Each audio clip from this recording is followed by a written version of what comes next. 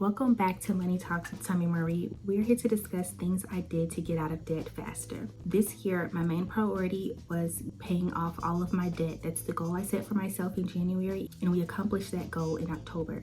Check out my journey to debt-free, which was I did monthly updates from January through October, showing you all the process of how I got there. You can also check out the compilation video that I did that has just one video with all the updates listed in there. So let's talk about the individual things that propelled me into being debt-free. Number one, I changed my mindset. If you don't think you can do it, then you won't. A lot of times we think that something is not attainable for us, but it's closer than you think. You have to change your mindset first. If you don't change your mindset, then you'll forever be in a comparison Olympics, thinking that you cannot achieve something that someone else has done. To make this work, okay, not only do you have to put the work in, you have to put the work in, but your outlook has to match what you're hoping for the future. You have to envision yourself being debt-free, okay? You have to know that also applies to you. You can't think it does not apply to you. It applies to you. It applied to me. This year, I may have only paid off almost $15,500 of debt, but in total, it was over about $40,000, which took me about 4 years, 2020 to 2024, to pay that off. There were times where I had to pause my journey for things I wanted to accomplish in life. Like I had to move. Those were choices that I had to make at that point. But when I knew I had to move and I had to save for a move, I had to pause my debt-free journey to move and not be in a bad situation. I made some careless mistakes, y'all, as well, which is why it took me 4 years. So learn from me. With that, I continued to put the work in. I never gave up. My outlook matched what I saw for the future.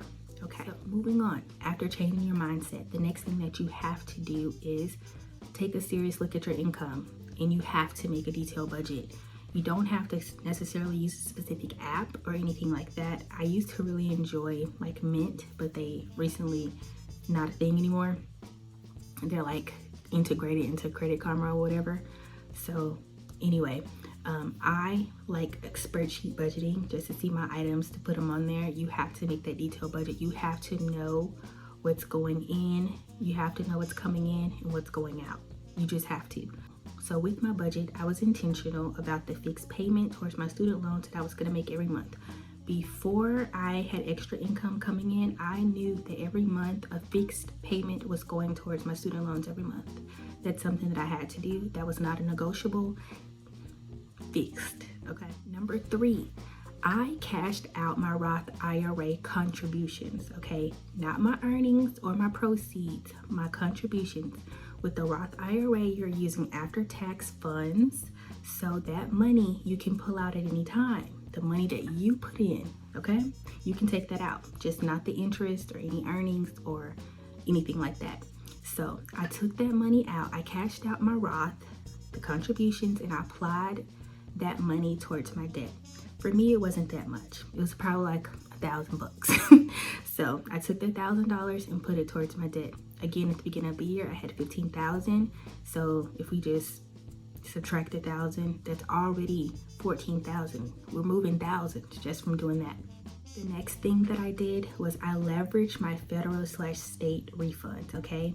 I took my refund check that I got from filing my taxes and I applied it towards debt. Now, I have a lot of self-employment stuff on my taxes. I do a Schedule C, the works, okay? I may not make a lot from YouTube, but expenses, I got them. So I leveraged my federal and state income taxes. Ideally, you really don't want to have a large refund or anything like that, but sometimes if you own a business or whatever, then there are some incentives to that, and I applied it towards my debt. So during this period, I was able to pay off my car with this extra money since it was next on the list on my debt journey. Number 5, the next thing I did was I picked up a side hustle. I had originally applied for Roth and I had an interview with them, but I heard nothing back. Anyway, I finally so that was a done deal. I just thought I could do a little weekend shift. It doesn't matter where you work. It doesn't matter what kind of side hustle. You can create your own if there is none available, okay? You can come up with you can sell a plate, you can cut some grass, You can literally do anything. I remember back in Alabama, I literally used to help this financial advisor who was also like a pastor. I would help him on Sunday mornings film his live stream, and he would pay me every week. And then we filmed like some episodes for this series that he wanted to do on financial literacy. Helped him with that too. Leverage your skills. So anyway, finally I got accepted onto a home improvement website where I help people assemble furniture. I help them pack stuff up, organize, install wallpaper, all based on my schedule. So it's whenever I want to do it, not when they want to do it. So similar sites to this includes things like Thumbtack, Angie's List, Home Advisors, TaskRabbit. Those are like similar sites, okay? So in the early stages of my debt-free journey, I also just want to note, again, I told you all that it took me 4 years to pay off all of my debt, right? So in the early stages of my debt-free journey, I worked at a few different side hustles. 2020, okay, October to December, I was a UPS part-time package handler.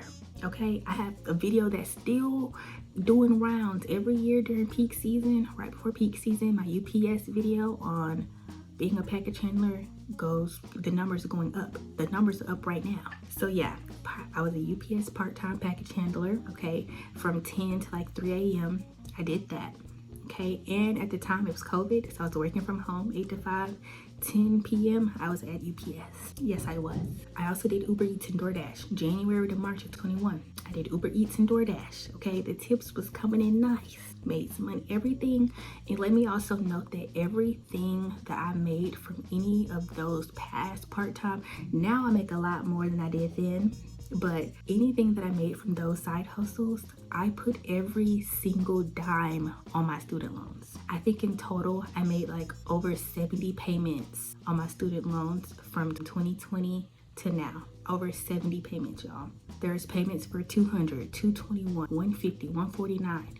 Every payment from my side hustle in 20 and 21, every payment went on my student loans. When I say you have to be serious, when you have to change your mindset and envision it for you, I mean that. You gotta get serious. So back to the last thing I did, I refinanced my car back in 2020 for a lower payment amount and interest rate. Again, at the time that I refinanced my car, my credit score was about 660 at the time of November 20, okay? My score now is bordering like 800. Sometimes it's 820, sometimes it's 801, I don't know. Anyway, though I had a lower payment amount with refinancing my car, we went from a 16.54 interest rate to a 6.4 interest rate. My payment went from 330 to 210. So even though my payment amount was lower, I continued to pay the original amount, which brought my principal down a lot faster. Hindsight is 2020. After moving to a new city and making some mistakes, getting into unnecessary contracts, I realized that my car due date was pushed way back into the next year due to overpaying the loan every month, okay? I decided to stop paying that car note for almost a year. If I'm looking off into the distance, it's because my notes are in front of me. Okay, that was a very stupid thing for me to do, to stop paying my car note. Why would I do that? People be peopling, and I'm people, okay? Once I began making payments again, it took 2 to 3 payments before I was able to touch the principal again.